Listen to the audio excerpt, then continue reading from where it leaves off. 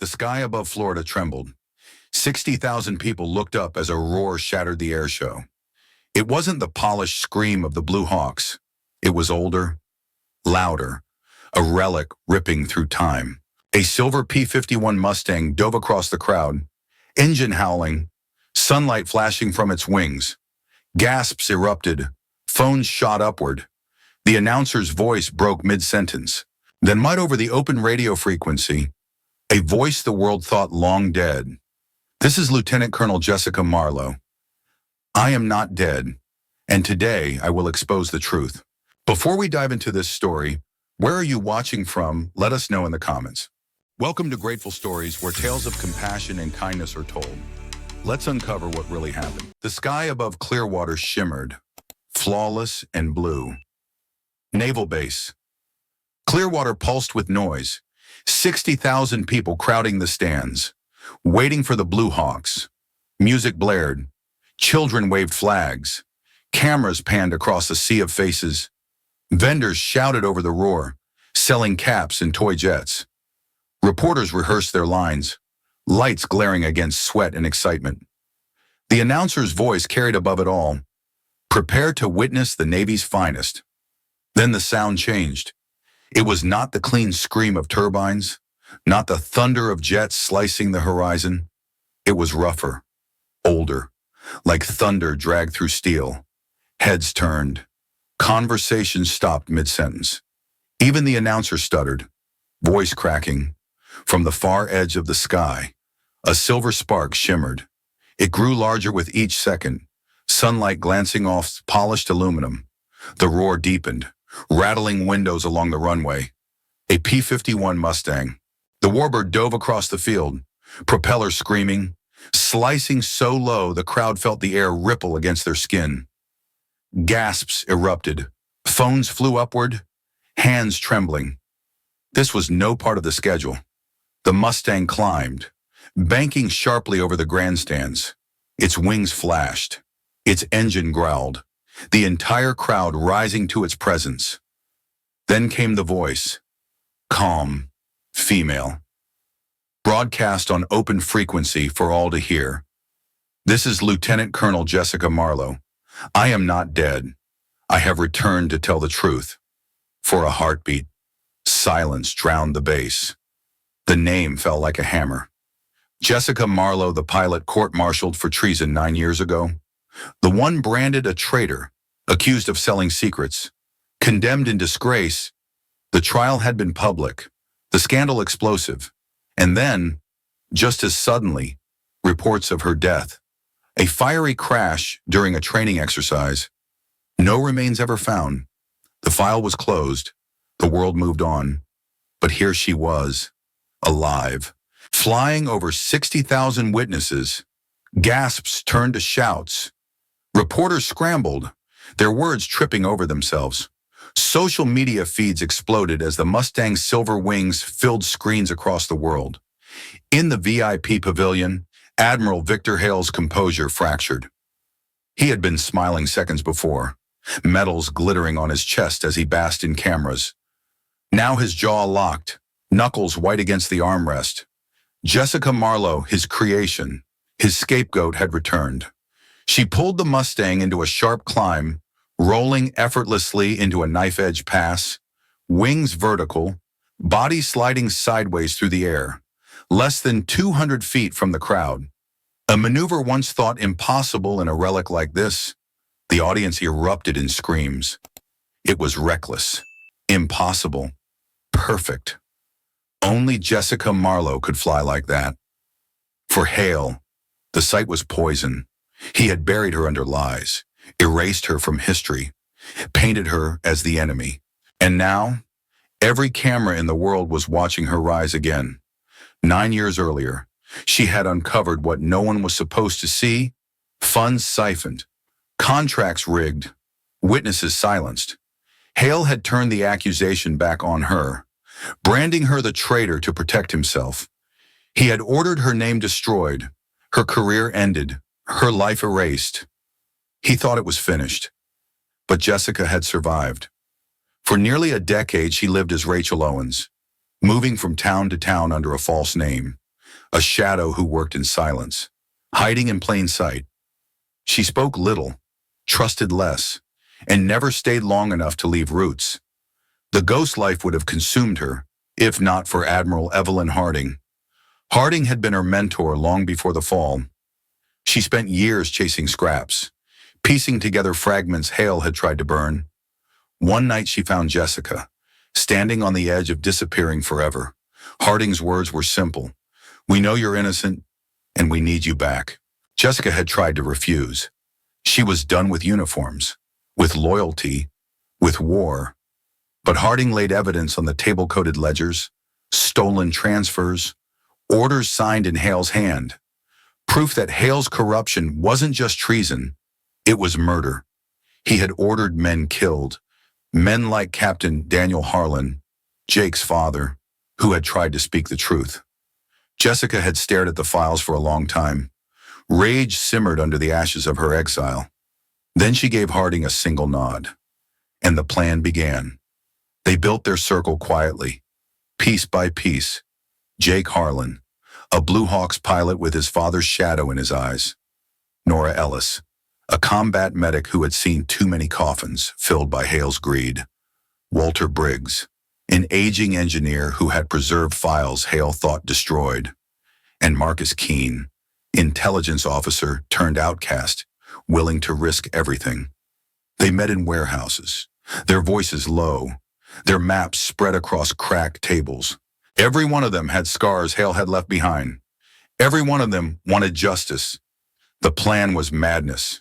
Jessica would return not in a courtroom, not in the shadows, but in the sky.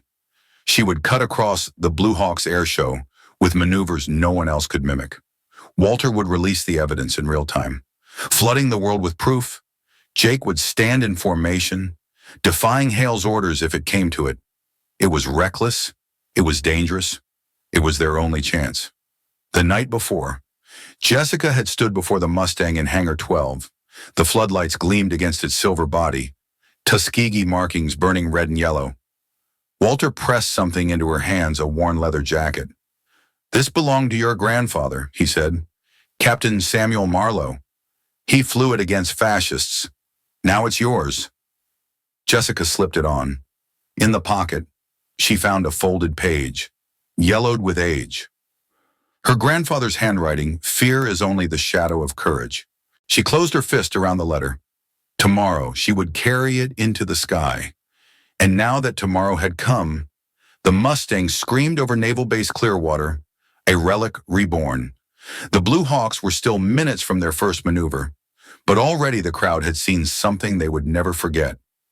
Hale sat rigid, sweat beading beneath his collar. His empire had been built on silence. Jessica's voice was shattering it in seconds. She wasn't supposed to exist. She wasn't supposed to fly again. But the ghost had returned, and the world was listening. The warehouse sat on the edge of the bay, its roof sagging, its windows long shattered. Inside, a single bulb swung from a cord, casting shadows across maps and laptops. The air smelled of dust, oil, and tension. Admiral Evelyn Harding stood at the center, her cane leaning against the table. She tapped her finger on the red circle drawn over Clearwater. "Tomorrow afternoon, the Blue Hawks take the sky. That's when we strike." The group leaned in. Jessica Marlowe, leather jacket on her shoulders, stared at the map. Jake Harlan, arms folded, jaw tight. Nora Ellis checked her medical kit again. Every strap buckled. Walter Briggs sat behind his laptop, the glow lighting the creases of his face. Colonel Marcus Keene scanned intercept logs, lips pressed thin. Harding's voice was steady. "Jessica, you'll fly the Mustang into the demonstration. The crowd will see you. The cameras will capture every second. That will buy Walter the window to release the evidence." Walter nodded, tapping keys. Lines of code spilled across the screen. "The moment she clears the runway, my system opens the floodgates. 10 years of contracts, transfers, and recordings. Every senator, every committee, every ally. No one will be able to bury it." Keene flipped to a page of radio frequencies. Air traffic control is already compromised. Hale owns half the tower. I can stall them for 5 minutes. Maybe. After that, interceptors will scramble. He looked at Jessica. That's all you get. She inhaled, slow but firm. 5 minutes is enough. Jake leaned forward, his voice sharp. And I'll make sure you get it. I'll already be in the formation. If Hale gives the order, I'll block it. They'll have to take me down first. The words landed heavy. Everyone knew what they meant. If Jake defied a direct order from the top, his career was finished if he survived at all. Nora broke the silence, voice low. Jessica, if your plane takes fire, if you crash. She stopped, shaking her head. We won't reach you in time. Jessica met her eyes. Then I die telling the truth. Better than living under Hale's lie. Harding closed the map with a hard snap. No turning back. We start at dawn. The group dispersed into their roles. Nora checked bandages and vials of morphine. Walter reran his encryption keys, muttering lines of code under his breath. Keene sent quiet signals through secure channels, laying false trails for Hale's men. Jake sat in silence, staring at the patch on his sleeve, the Blue Hawks insignia his father once wore. Jessica walked alone to the back of the warehouse. A single crate sat there, covered by tarp. She pulled it back, revealing the Mustang's logbook, yellowed pages filled with her grandfather's handwriting. She traced the faded ink with her finger. Tuskegee 332nd. Mission complete. God willing. Tomorrow we live. Her throat tightened. Tomorrow would be her mission. By morning, Naval Base Clearwater swelled like a carnival. Cars jammed the roads. Crowds poured through gates. Security lines stretched for blocks. Loudspeakers blasted patriotic music while vendors sold shirts and flags. Children ran between static displays of tanks and helicopters. Inside the hangar, Walter tightened the last bolts on the Mustang's engine. His hands were steady, but his breath came shallow. Controls balanced. Fuel topped. She's ready. Jess. She'll fly like she remembers. Jessica ran her hand along the fuselage, the polished silver cold under her palm. The Tuskegee markings gleamed in the light, red and yellow cutting bold lines across the steel. She whispered to herself, "This is my last flight." Jake appeared in his jumpsuit, helmet tucked under his arm. His eyes flicked to the Mustang, then to her. "You're really going to pull this off, aren't you?"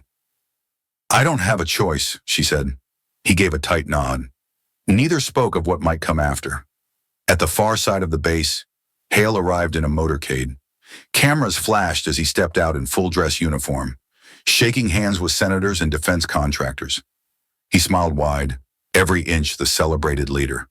None of them saw the fury boiling beneath the surface. The crowd swelled by noon.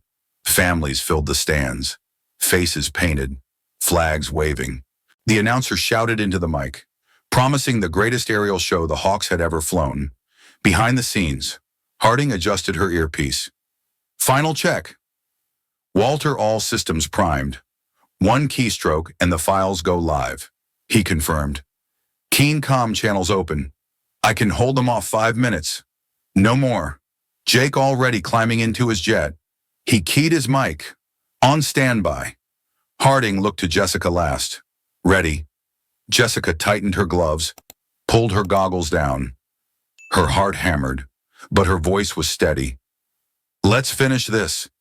Engines roared across the tarmac. The Blue Hawks taxied out in formation, afterburners blazing, their blue and gold bodies gleaming in the sun. The ground shook as they thundered down the runway and lifted into the sky. The announcer's voice rose to a fever pitch.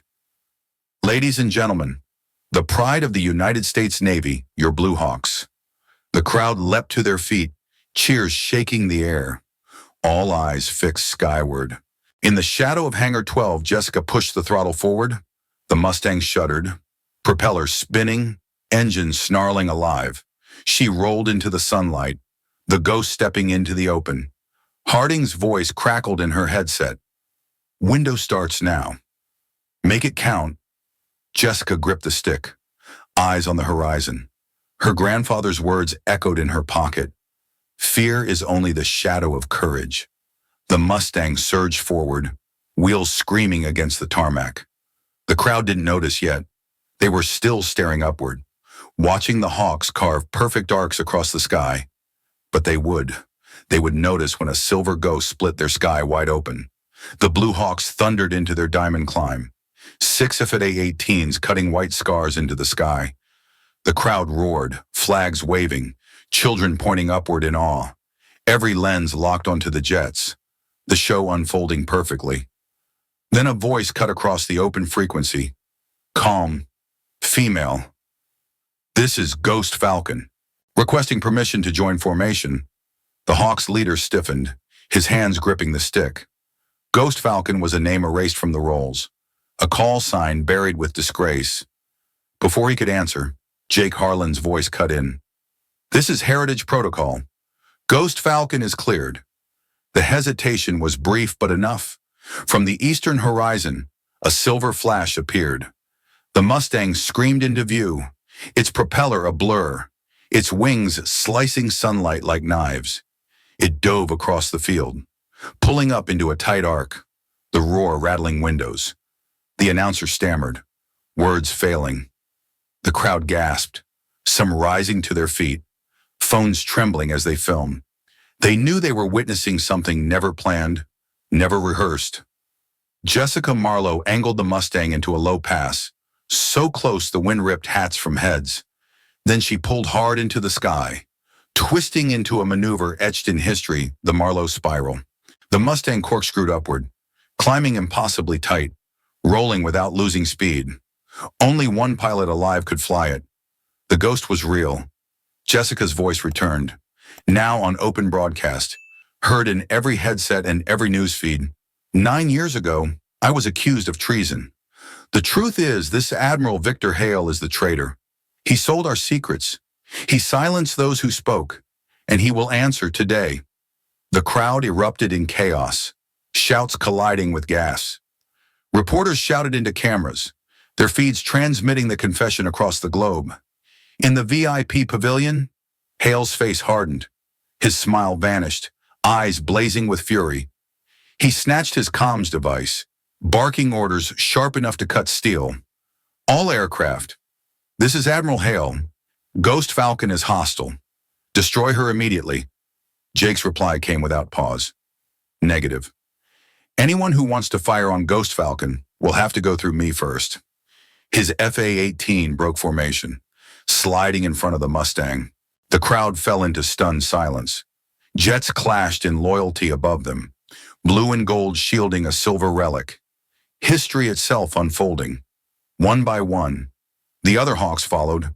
Blue 2 shifted position, then Blue 3, then the rest. A wall of jets formed around Jessica, shielding her from every angle. On the ground, Hale's fist slammed against the table, knuckles bleeding. MacDill command, scramble interceptors, now far to the south. Afterburners lit the sky.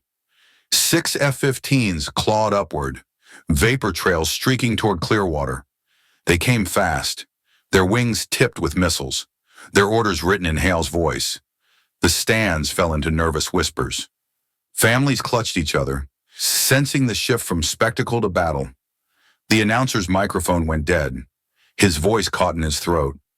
Harding's voice surged across the emergency channel. Attention intercept group. This is Admiral Harding. Authorization Delta 7. Hold your fire until confirmation. The F-15s hesitated. Competing orders tangled in their ears. One from a disgraced admiral. One from a commander who still carried weight. Fingers hovered over triggers. Sweat dripping into helmets. Jessica flew steady inside the Hawk's shield. Her voice remained calm, unwavering. Victor Hale murdered Captain Daniel Harland.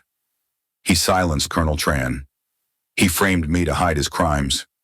The evidence is in your hands now. See for yourselves. Walter's system had detonated minutes earlier. News anchors already displayed files live on split screens transfers, intercepted calls, signatures scrawled in Hale's own hand. Every word Jessica spoke now had proof to match. Phones buzzed in the stands as spectators read headlines faster than the jets above them moved. Hale accused of treason. Whistleblower evidence released. 9 years of lies. Jessica rolled the Mustang into a perfect loop. Climbing directly above the crowd, the sun caught the Tuskegee markings on her wings, red and yellow glowing like fire. A legacy reborn. Flying proof of survival. Inside one F-15, the lead pilot aligned crosshairs on the Mustang. His thumb hovered on the trigger. He hesitated, then saw the markings. The Tuskegee numbers. The symbol of history. His hand trembled. He pulled his finger away. MacDill command.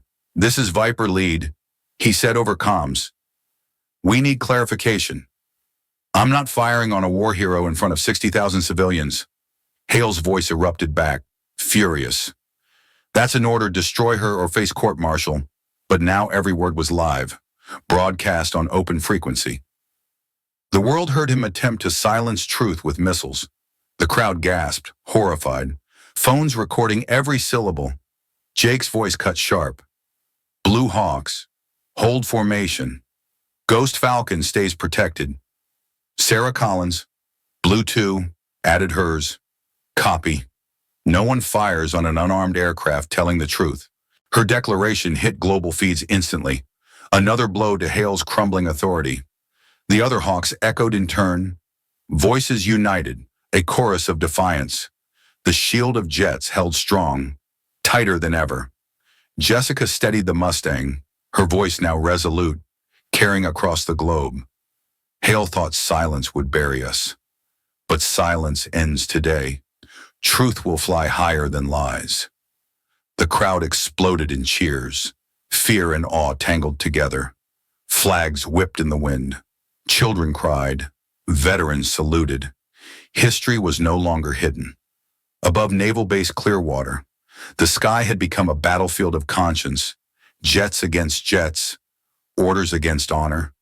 And in the middle, a silver ghost proving that truth could not be erased. Sirens ripped across the field before anyone saw the flash.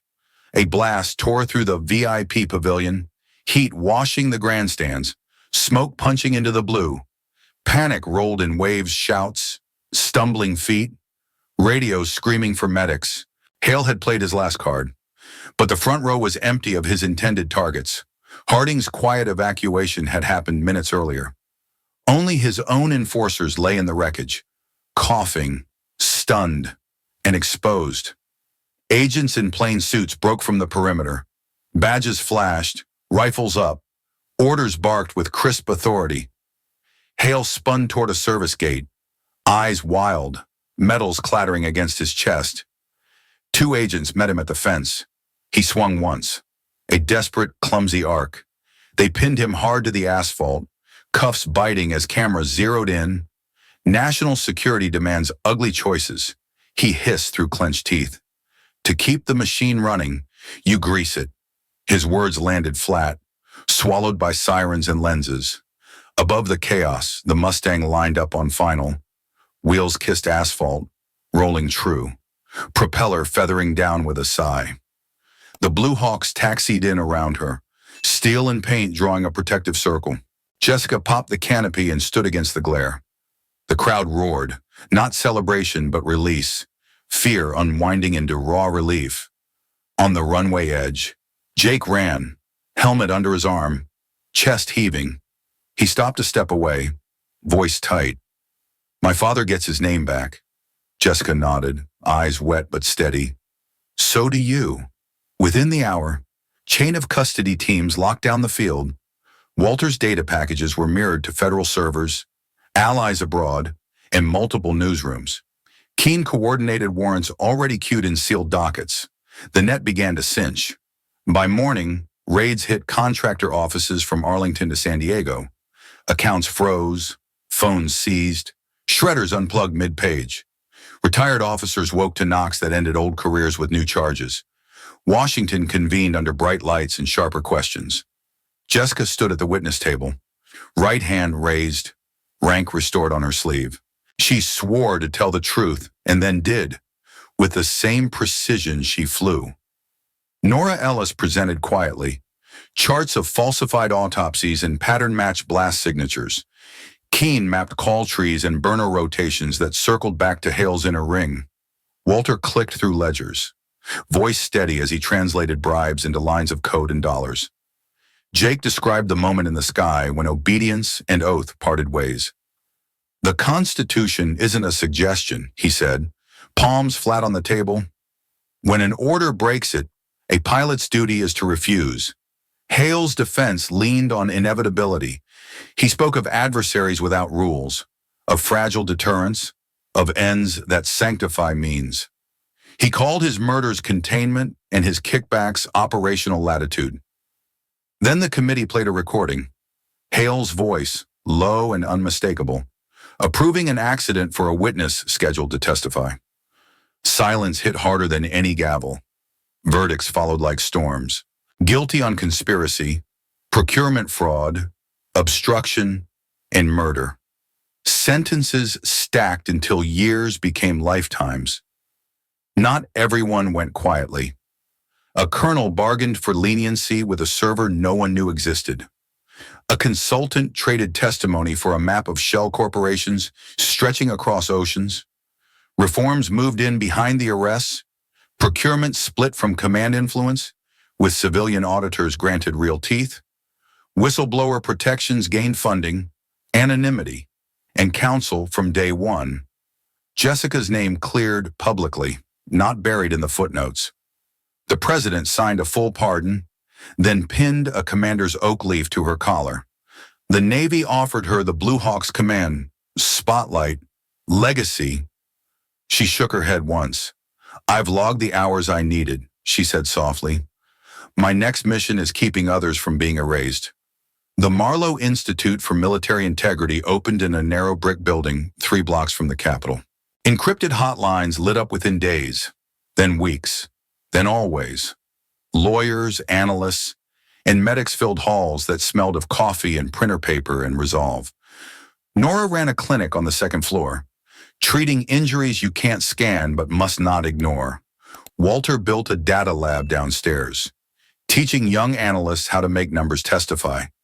Keene became the Institute's quiet compass, what to send, where, and when it matters most. Harding retired to a modest cottage near the water. She walked at dawn, kept her phone close, and answered when it rang. "Victories taste better," she said, when shared quietly. Jake took the Blue Hawks and rewrote the pre-flight brief.